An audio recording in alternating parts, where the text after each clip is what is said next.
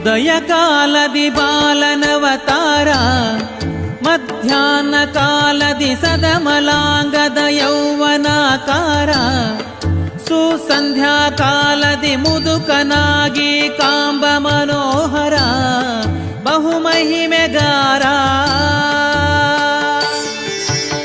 ಪದುಮವದನ ಮದನ ನಯ್ಯ ಪದುಮವತಿಯ ಪ್ರಾಣ ಪ್ರಿಯ, ಒದಗಿ ಬಂದ ಭಕುತ ಜನರನ್ನು ಹೃದಯದಿಂದ ಕರೆದು ಪ್ರಸಾದ ಮುದದಿ ನೀಡುತ್ತ ಕೃಪೆಯ ದೋರಿ ಸದಮಲ ಸಂಪದವ ನೀವನ.